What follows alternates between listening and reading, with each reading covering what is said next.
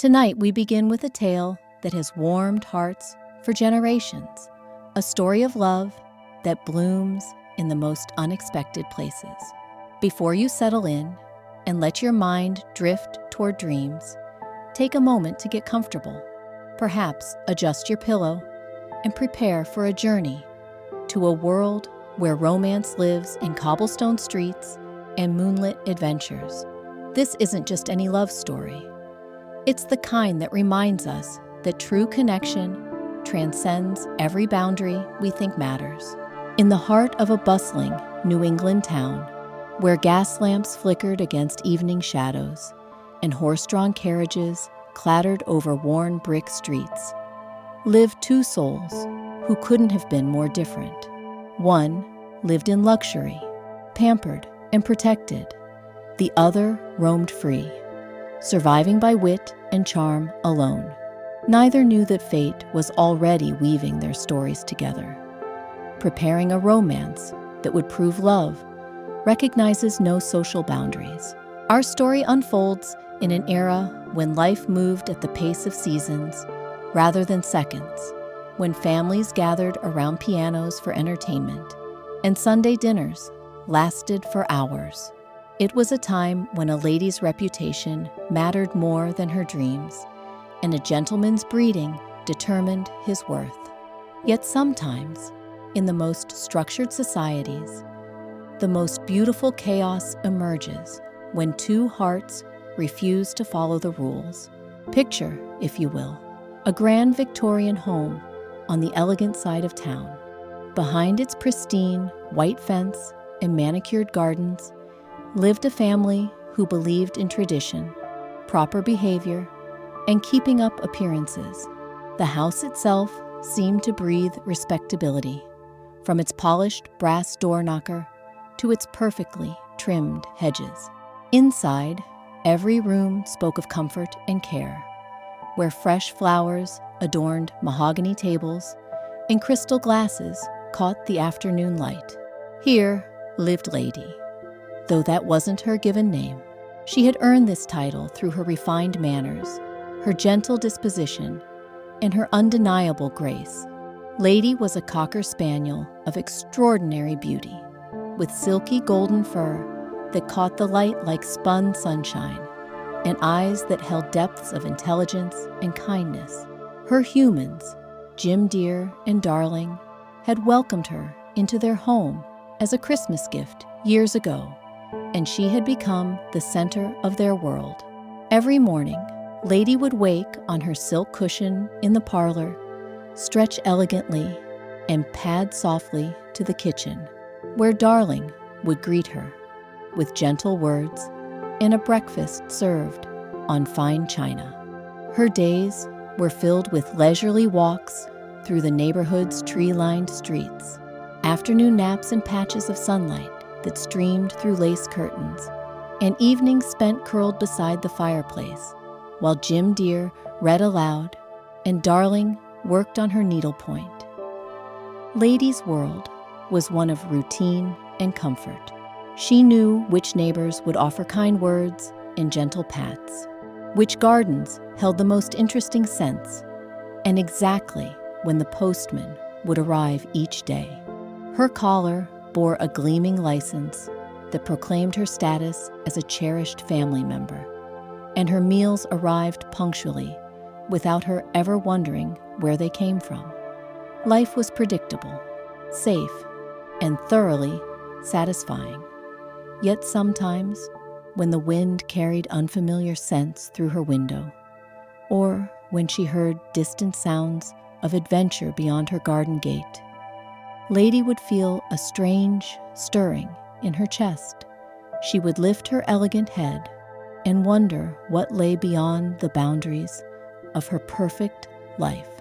These moments passed quickly, dismissed as silly fancies, but they left tiny seeds of curiosity that would one day bloom into something extraordinary.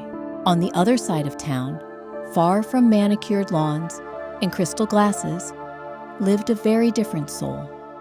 The railroad tracks divided the respectable neighborhoods from the rougher districts, where buildings crowded together like old friends sharing secrets, and the streets hummed with a different kind of energy. Here, among the immigrant families and working folk, survival meant creativity, community, and never staying in one place too long. This was the domain of Tramp, a mixed-breed dog whose lineage was as mysterious as his past. His coat was a practical brown and gray, designed by nature for blending into shadows and surviving harsh weather. His collar had long since disappeared, lost in one adventure or another, and his meals came from his own resourcefulness rather than from scheduled servings on silver dishes. Where Lady moved with practiced grace, Tramp possessed a different kind of elegance, the fluid confidence of someone who had learned to dance with uncertainty. Tramp's days began whenever he chose to open his eyes, whether in an abandoned building, beneath a warm bakery grate, or in the corner of a friendly shopkeeper's storage room. He had cultivated relationships throughout his territory, not through breeding or ownership, but through charm, loyalty, and an uncanny ability to be exactly where he was needed most. The Italian baker would slip him scraps of fresh bread. The butcher might accidentally drop a piece of meat, and the children playing in the streets would share their cookies when their mothers weren't watching. Freedom defined every aspect of Tramp's existence. He could chase butterflies through empty lots, explore construction sites full of interesting smells and sounds, or spend an entire afternoon following a particularly intriguing scent wherever it might lead. His adventures took him through parts of the city that Lady couldn't even imagine. From the bustling docks where ships brought cargo from distant lands to the quiet cemetery where ancient trees created cathedral-like spaces perfect for contemplation. Yet for all his independence, Tramp sometimes felt the weight of solitude. When families gathered for dinner and warm light spilled from windows onto dark streets, he would pause in his wandering and wonder what it might feel like to belong somewhere, to have someone who waited for his return. These moments of longing were brief, quickly buried beneath his natural optimism and zest for whatever adventure tomorrow might bring. But they carved small spaces in his heart that yearned to be filled. The world that separated Lady and Tramp seemed insurmountable. She lived behind fences and followed schedules, while he roamed free and answered to no one. She dined on meals prepared with love and served with ceremony, while he foraged and improvised. She slept on silk cushions in heated rooms, while he found comfort wherever shelter presented itself. Their paths should never have crossed, their worlds should never have collided. But love, as we shall discover, has its own geography, its own rules, and its own timing. It recognizes neither social boundaries nor practical limitations. Love sees the heart beneath the surface, the soul beyond the circumstances, and the possibilities that exist when two beings dare to step outside their familiar worlds and into something entirely new. As our story begins to unfold, neither Lady nor Tramp knows that change is coming. Lady continues her comfortable routines, unaware that her ordered world is about to shift in ways that will challenge everything she believes about safety and belonging. Tramp maintains his carefree wandering, not knowing that someone exists who will make him reconsider what it means to have a home worth protecting. The stage is set for a love story that will transform them both, a romance that will prove that the most beautiful connections often bloom between the most unlikely pairs. In quiet neighborhoods, in busy streets, in moments of danger and instances of joy, two hearts are about to discover that love is not about finding someone who fits perfectly into your world, but about finding someone worth reshaping your world to include. Tonight, as you drift towards sleep, let yourself be carried into this tale of unexpected romance, where a pampered lady and a streetwise wanderer will teach us that love's greatest magic lies not in its convenience, but in its courage to bridge any distance, overcome any obstacle, and transform any heart willing to remain open to its possibilities. The first hint that Lady's perfectly ordered world was about to change came on a crisp spring morning when Darling moved differently through the house.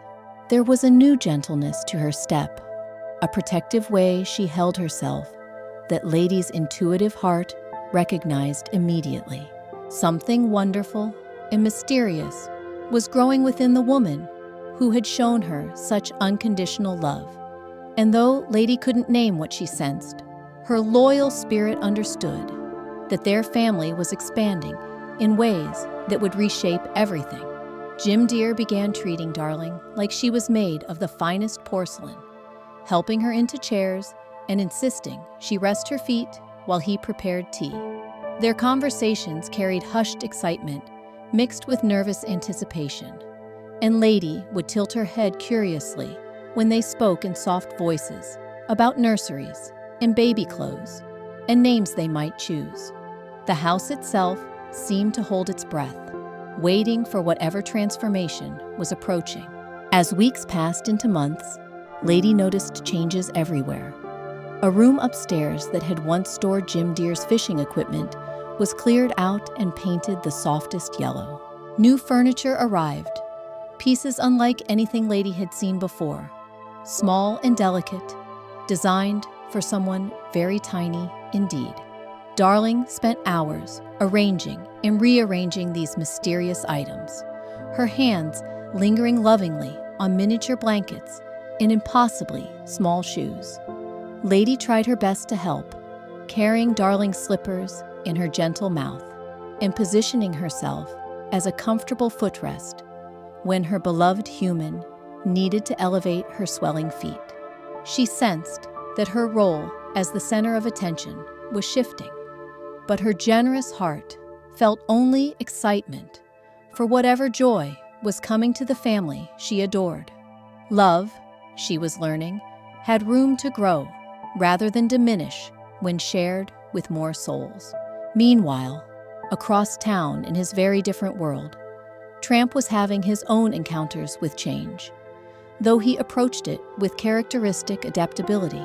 The seasons were shifting, from the harsh grip of winter into spring's gentle promise, and with warmer weather came new opportunities for adventure.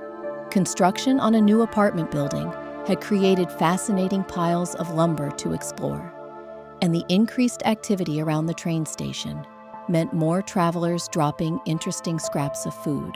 Tramp had recently befriended a pair of fellow wanderers, Peg and Bull, who shared stories of their own adventures over shared meals, scavenged from the alley behind Luigi's restaurant. Peg, a former show dog with faded glamour and infinite wisdom, would regale them with tales of her performing days, while Bull, a gruff bulldog with a heart softer than his appearance suggested, offered practical advice about which neighborhoods offered the best opportunities for a free meal. Through these friendships, Tramp was discovering that even his independent lifestyle could be enriched by connection. When Peg fell ill with a spring cold, he brought her warm soup bones stolen from a butcher shop. When Bull got his paw caught in a discarded trap, Tramp spent hours working to free him. These acts of loyalty and care were teaching him that freedom didn't have to mean isolation, that choosing to help others could actually expand rather than limit his world. Yet still, when he watched families through lit windows in the evening, Tramp felt that familiar tug of something missing. He would tell himself that such settled lives were not for him, that he treasured his ability to wake each morning and choose his own adventure. But increasingly, those moments of longing lingered a little longer, carved a little deeper, whispered a little more insistently that perhaps there were experiences he was missing in his solitary wandering. Spring progressed toward summer, and in the elegant neighborhood where Lady lived, the momentous day finally arrived. Lady woke to unusual activity in the house, with Jim Dear pacing nervously and making hushed telephone calls, while Darling rested upstairs with a mysterious visitor who carried a black bag and spoke in soothing, professional tones. Lady positioned herself at the bottom of the staircase, her intuitive heart understanding that something extraordinary was happening above. Hours passed, with tension and anticipation filling the house like a held breath. Jim Dear alternated between climbing the stairs anxiously and returning to pace the parlor, running his hands through his hair and muttering prayers under his breath.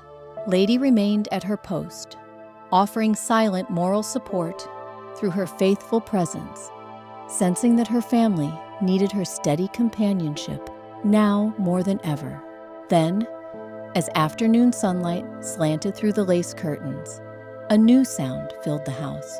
It was tiny but insistent, a voice that had never been heard before, but somehow belonged completely to their home. Lady's ears perked forward as she listened to this miraculous sound, her tail beginning a tentative wag as she recognized the cry of new life joining their family. Jim Dear's footsteps thundered down the stairs, his face radiant with joy and relief. He scooped Lady into his arms, spinning her around the parlor as he laughed and cried simultaneously. "Lady girl, you have a baby brother," he whispered into her silk ears. "A beautiful, perfect baby brother."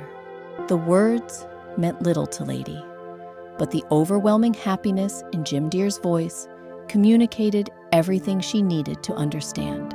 In the days that followed, Lady discovered what it meant to share love rather than divide it.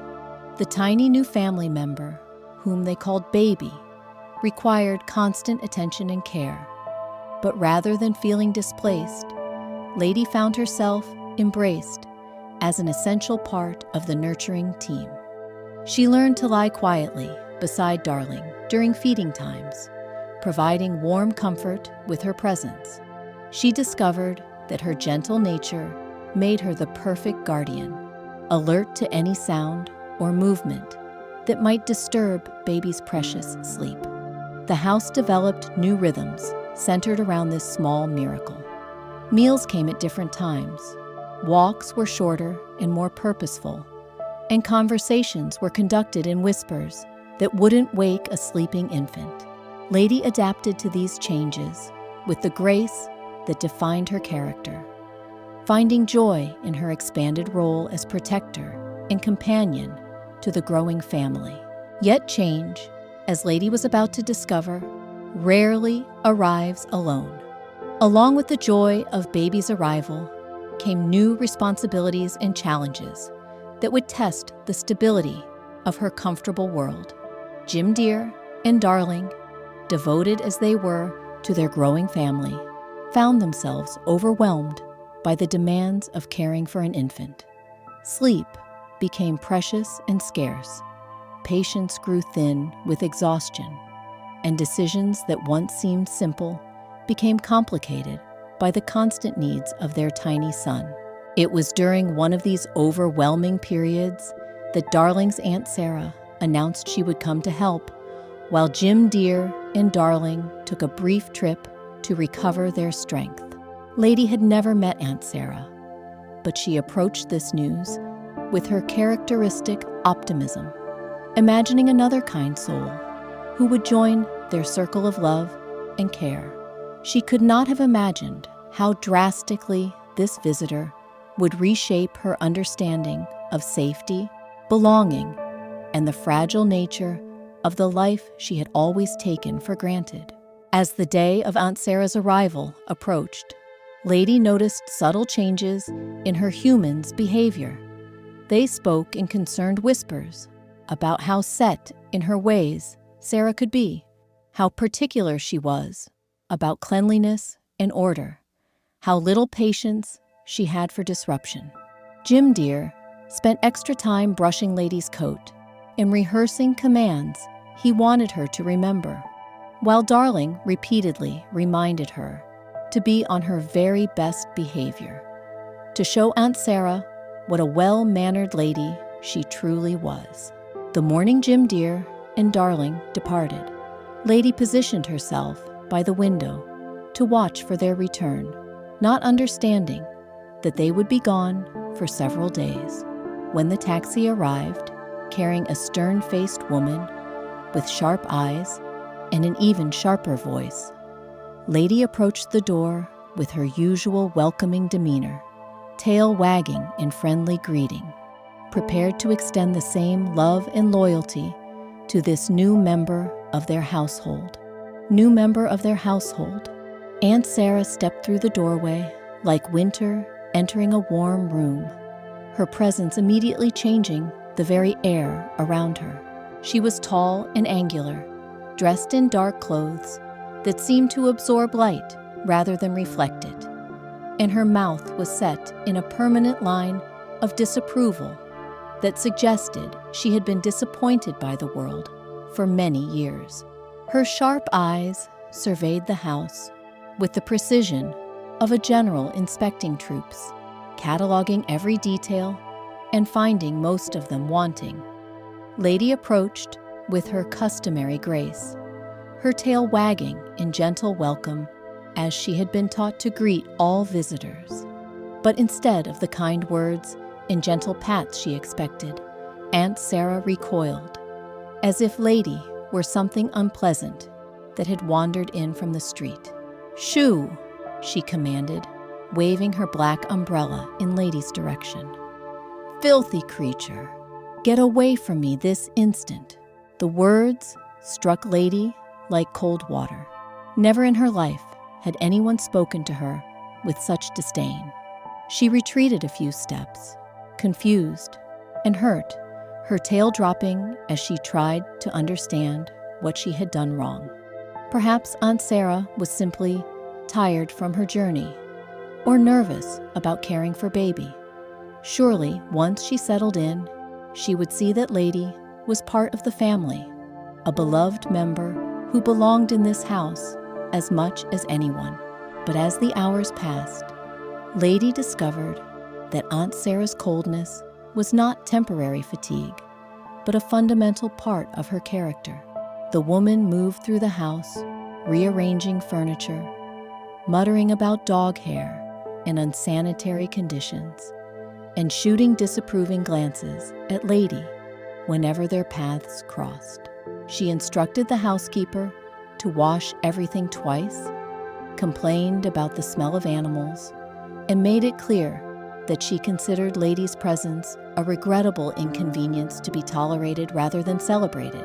At dinner time, when Lady approached her usual spot beside the dining table, Aunt Sarah's voice cracked like a whip. "Absolutely not. That animal will not be dining with civilized people. Put it outside where it belongs."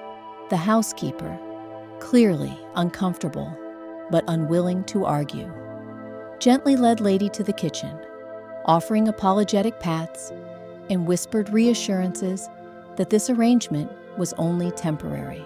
Lady spent that first evening curled on the kitchen floor, listening to the familiar sounds of her home, but feeling like a stranger within its walls. The house that had always embraced her with warmth now felt hostile and unwelcoming. She could hear Baby crying upstairs, and every instinct told her to go comfort the little one, as she always had. But the closed door between the kitchen and the rest of the house might as well have been an ocean. The next morning brought no improvement. Aunt Sarah had developed what she called rules for proper household management, which seemed designed specifically to exclude Lady from every activity that had once brought her joy. No lying in the morning sunlight that streamed through the parlor windows. No afternoon naps on the silk cushions. No evening companionship by the fireplace. Lady found herself confined to the kitchen and the small back porch, watching her beloved family life continue without her, from behind barriers both physical and emotional. When baby cried during his afternoon nap, Lady's natural instincts urged her to investigate, to offer the comfort she had provided countless times before. But as she approached the nursery, Aunt Sarah appeared like a dark storm cloud, her face twisted with anger. "Get away from that baby immediately," she hissed. "Dirty animals carry diseases. You're a danger to that innocent child." The accusation cut deeper than any physical blow could have, striking at the very core of Lady's identity as protector and family member. That evening, as Lady lay alone on the cold kitchen floor, she felt something she had never experienced before. Loneliness, not the gentle solitude of a peaceful afternoon nap, but a deep, aching emptiness that seemed to hollow out her chest and make every breath feel insufficient. For the first time in her sheltered life, she began to understand that the security she had always taken for granted could disappear as quickly as a snuffed candle. Miles away, Tramp was experiencing his own moment of unexpected revelation. He had been exploring a new section of the city when he witnessed something that stopped him in his tracks. An elderly man sat on a park bench feeding pigeons, his weathered hands gentle as he scattered crumbs for the gathering birds. But it wasn't the man's kindness that captured Tramp's attention. It was the small dog sitting beside him, a scraggly terrier whose coat showed the wear of street life, but whose eyes held deep contentment as he leaned against his human's leg. The man spoke to his companion in soft tones, sharing not just his sandwich, but his thoughts, his worries, his small joys. When other people passed, the man would introduce his friend with pride, telling anyone who would listen how this remarkable dog had found him during his darkest hour after his wife's passing, how they had rescued each other and built a life together from shared loneliness and mutual devotion. Tramp watched this interaction with growing fascination. Here was proof that belonging didn't require fancy collars or pedigree papers. It didn't demand silk cushions or scheduled meals. It simply required two souls who chose to care for each other, who found in their partnership something richer than either could achieve alone. For the first time, Tramp began to wonder if his fierce independence might actually be a form of limitation rather than freedom. That night, as both Lady and Tramp lay in their separate worlds, nursing new understanding about loneliness and belonging, neither could have imagined that forces were already in motion that would bring them together. Lady's comfortable world was cracking open, creating spaces for experiences she had never imagined possible. Tramp's wandering heart was preparing to discover that the greatest adventure might not involve exploring new territories, but learning to see familiar places through someone else's eyes. The third day of Aunt Sarah's residence brought the crisis that would change everything. Lady woke to sounds of unusual activity upstairs, hushed conversations punctuated by baby's distressed crying. Through the kitchen window, she could see a black automobile in the driveway, its engine running as if preparing for departure. Her heart began to race with an anxiety she couldn't name, a premonition that something significant was about to occur. Aunt Sarah descended the stairs with military precision, carrying a wicker basket that emitted the most alarming sounds. Inside, Lady could glimpse movement, hear unfamiliar voices that seemed to mock and chatter with malicious glee. The woman's face wore an expression of grim satisfaction as she announced to the housekeeper, I've solved our pest problem. These will take care of any rodent issues while also teaching that spoiled dog some discipline. The basket was carried to the parlor and opened, releasing 2 Siamese cats, whose sleek forms moved with predatory grace and whose blue eyes glittered with intelligence and mischief. They were beautiful in the way that dangerous things often are, their cream and chocolate coats immaculate, their movements fluid and hypnotic. But there was something in their synchronized behavior, the way they seemed to communicate without words, that sent chills through Lady's gentle heart. "See and am," Aunt Sarah announced, as if introducing royalty. The finest mousers money can buy, and perfectly trained to maintain order in a household. The cats responded to their names with identical tilts of their elegant heads, their voices joining in a harmony that sounded less like greeting than like conspiracy. They moved through the room with purpose, investigating every corner, every piece of furniture, their tails swishing in perfect unison as they claimed their new territory. Lady retreated to the kitchen doorway, every instinct screaming warnings she didn't fully understand. These were not ordinary house cats, content to nap in sunny windows and chase dust motes. These creatures possessed an intelligence that felt calculating, a unity of purpose that suggested they shared thoughts and plans in ways that transcended normal animal communication. When their piercing blue gazes fixed on her, Lady felt like prey being evaluated by predators who had all the time in the world to plan their hunt. As Aunt Sarah fussed over her new favorites, providing them with crystal dishes filled with cream and cushions made of the finest silk, Lady began to understand the true scope of her displacement. These cats had not simply joined the household, they had conquered it. Within hours, they had claimed every comfortable spot, investigated every room, and established themselves as Aunt Sarah's preferred companions. Their purring filled the spaces where Lady's presence had once been welcomed. Their graceful forms occupied the sunny spots where she had once napped peacefully. But worse than losing her physical comforts was the realization that Z and Am were not content with simply replacing her.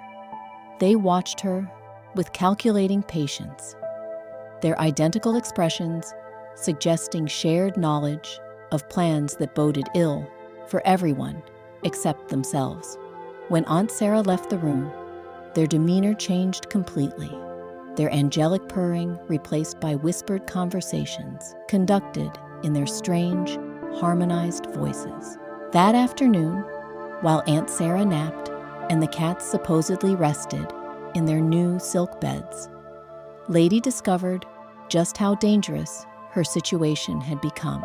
She had been dozing fitfully in the kitchen when she heard babies, distressed, crying from upstairs, the particular pitch that indicated hunger or discomfort.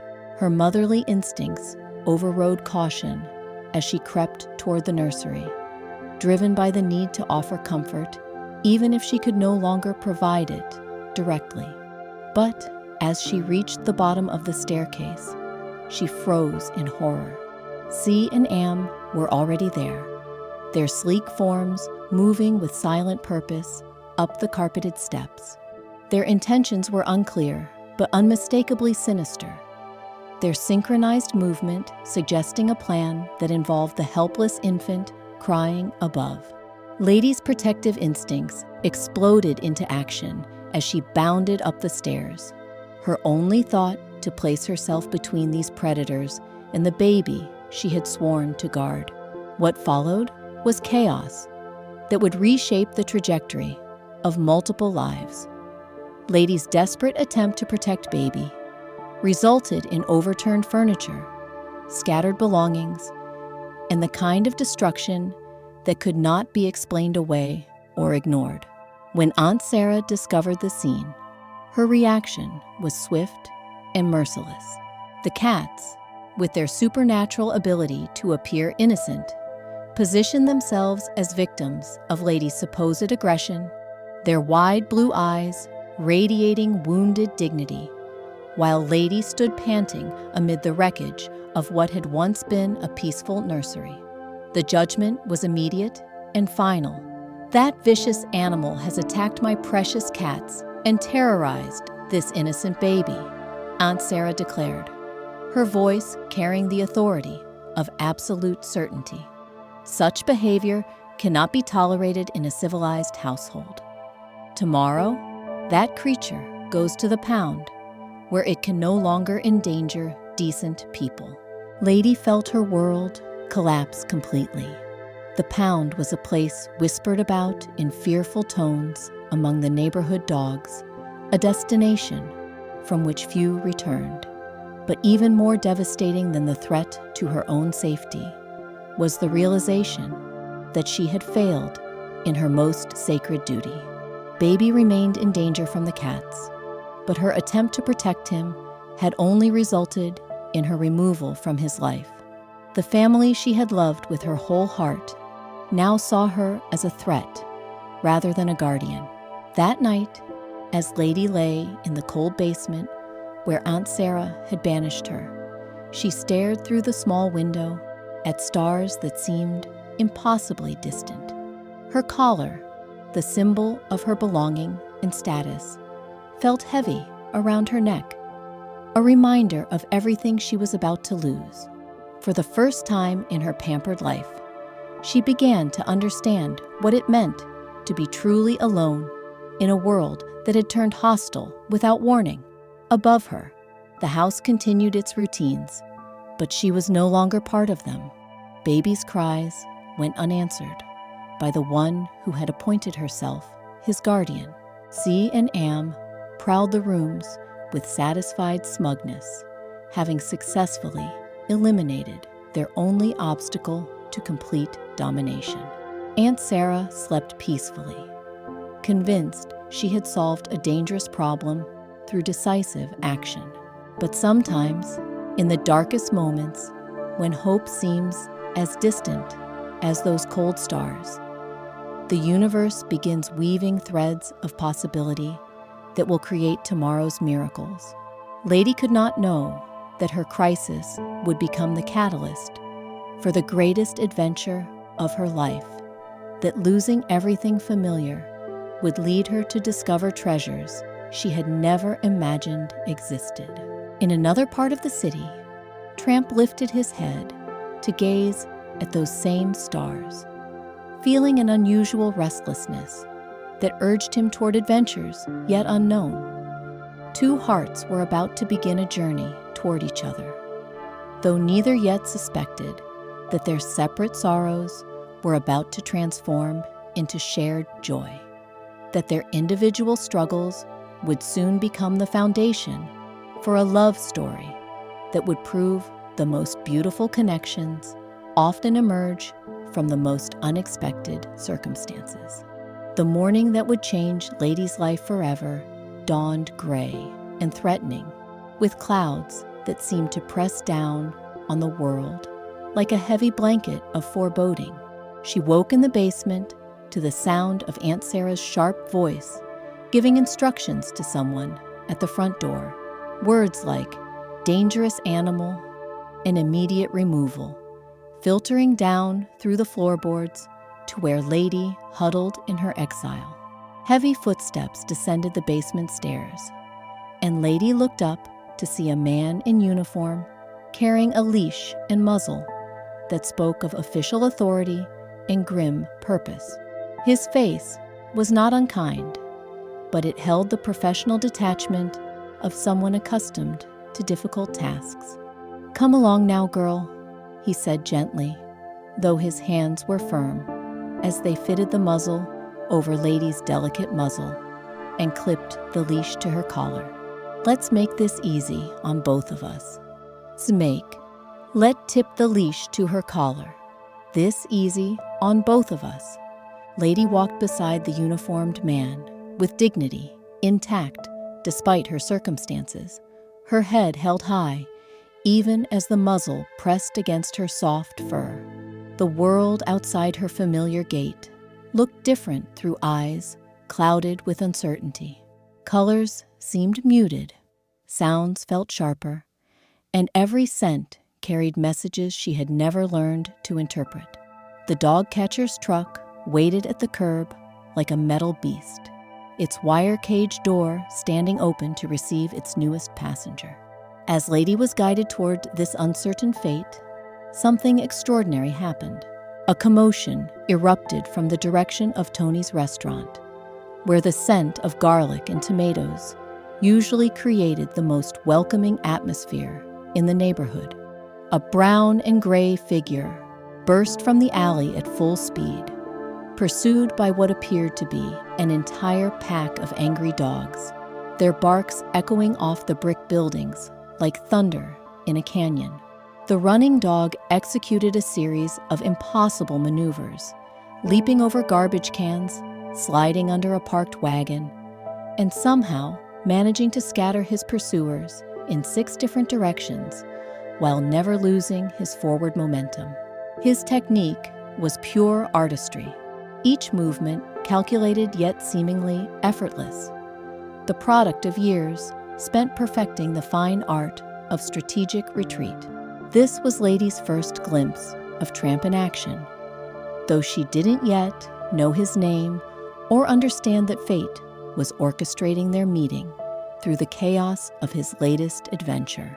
She watched with growing fascination as he dispatched his pursuers through wit rather than aggression, using their own momentum against them, leading them into dead ends and around corners until they forgot what they had been chasing in the first place.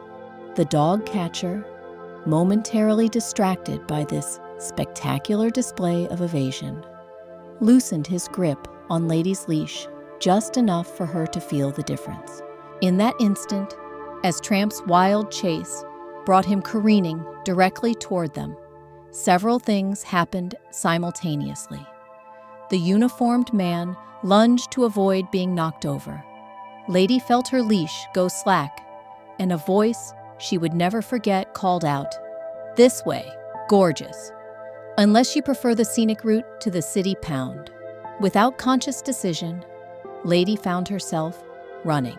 Not the dignified trot of her supervised walks, but genuine running, her paws striking pavement in rhythm with her racing heart, her silk ears streaming behind her like golden banners. The muzzle made breathing difficult, but adrenaline carried her forward as she followed the brown and gray stranger who had somehow unlocked her cage of circumstances with nothing more than perfectly timed chaos. They ran through streets Lady had never seen, past buildings that seemed to lean in conspiratorially, around corners that opened onto entirely new worlds. Her pursuer's voice called encouragement from behind, professional but not unkind, a man simply doing his job who bore her no personal malice, but the freedom to choose her own direction, even in flight, felt intoxicating after days of confinement and restriction. Tramp led her through an obstacle course of urban adventure, under bridges where the sound of their paws echoed mysteriously, through construction sites where lumber and machinery created perfect hiding spots, down alleys where clotheslines provided temporary camouflage. His knowledge of the city's secret passages was encyclopedic, each turn revealing new proof of his intimate relationship with streets that had taught him their hidden languages. Finally, when the sounds of pursuit had faded into the general noise of the busy city, Tramp guided Lady to a quiet spot behind a bakery where the scent of fresh bread provided a comforting backdrop to their first real conversation. He was breathing hard, but grinning, his eyes bright with the satisfaction of a successful escape, while Lady stood trembling with exhaustion and overwhelming confusion about everything that had just occurred. "First time playing hooky from the dog catcher?" Tramp asked, his voice carrying gentle amusement rather than mockery. He settled onto his haunches with the easy grace of someone comfortable anywhere, while Lady remained standing, uncertain whether sitting on the unfamiliar ground would compromise her dignity further than it had already been compromised. "I don't understand what's happening," Lady admitted, her voice muffled by the muzzle that still restricted her speech. "This morning, I lived in a house with people who loved me. Now, I'm running through alleys with a complete stranger, and apparently, I'm some kind of criminal." Tramp studied her with eyes that had seen enough of life to recognize genuine confusion when they encountered it. Her silk ears, her perfectly groomed coat, her obvious breeding all spoke of a privileged existence that had collided suddenly with harsh reality. But there was something else in her bearing, a core of strength that hadn't been broken by her recent trials, that suggested she might possess resources she didn't yet know she had. "The muzzle's got to go first," he said practically, approaching her with movements designed to communicate peaceful intentions. "Can't have a proper conversation with that thing limiting your vocabulary." His clever teeth found the buckle and worked with the skill of long experience, freeing Lady's muzzle with gentle efficiency that left her gasping with relief. "Thank you," she said, her voice clear and musical now that it was unencumbered. "Though I should point out that accepting help from strangers isn't typically considered proper behavior where I come from. Lucky for both of us, we're not where you come from anymore," Tramp replied, with a grin that transformed his entire face. "Welcome to the real world, Lady. Population everybody who doesn't have a trust fund." Lady bristled slightly at his casual assumption about her circumstances, but something in his tone prevented real offense. He wasn't mocking her privilege so much as acknowledging the gap between their experiences, and his willingness to help despite that gap spoke to character that transcended social boundaries. "My name is Lady," she corrected with dignity, "and I'll have you know that my family didn't abandon me. There was a misunderstanding involving some cats and a woman who doesn't appreciate proper household management." "Cats," Tramp said knowingly, as if this explained everything. "They're like politicians, all charm and promises until they get what they want. Then suddenly, everything that goes wrong is somebody else's fault." He stretched luxuriously, displaying the lean muscle of someone who stayed fit through constant activity rather than regular meals. "You seem remarkably knowledgeable about avoiding authority figures," Lady observed, her natural curiosity overcoming her initial wariness. "Is running from dog catchers a regular part of your daily routine?" "Only on days ending in Y," Tramp replied cheerfully. "But don't worry about old Pete. He's actually not a bad guy, just doing his job. The trick is making sure you're not available when he needs to do it." He cocked his head, studying Lady with growing interest. "The real question is, what's a classy dame like you doing in a situation that requires my particular skill set?" Lady found herself telling him the whole story, from baby's arrival through Aunt Sarah's reign of terror to the catastrophic encounter with Cy and Am that had resulted in her current predicament. Tramp listened without interruption, his expression growing more thoughtful as he began to understand the injustice that had torn Lady from her comfortable life. "Siamese cats," he said finally, shaking his head with the wisdom of experience. "I've tangled with their type before. They're like a two-headed monster with 4 times the usual amount of troublemaking capacity." He stood and began pacing, a habit that helped him think through complex problems. "The question is, what do you want to do about it?" "I want to go home," Lady said immediately, then paused as she considered the implications. But I can't go back while Aunt Sarah is there. And I can't abandon Baby to those cats. They were planning something terrible. I'm certain of it. So you need a plan that gets you back home and gets rid of the cats without landing you in the pound, Tramp mused. That's going to require some serious strategy.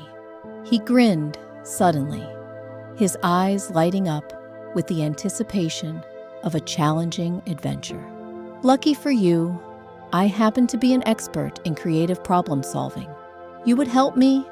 Lady asked, surprised by the offer. But you don't even know me, and I have nothing to offer in return. And so our tale draws to a gentle close, like the last notes of a lullaby drifting into dreams. Lady and Tramp discovered that love doesn't ask for permission or pedigree papers. It simply appears when two hearts are brave enough to step beyond their familiar worlds and trust in something beautiful and new.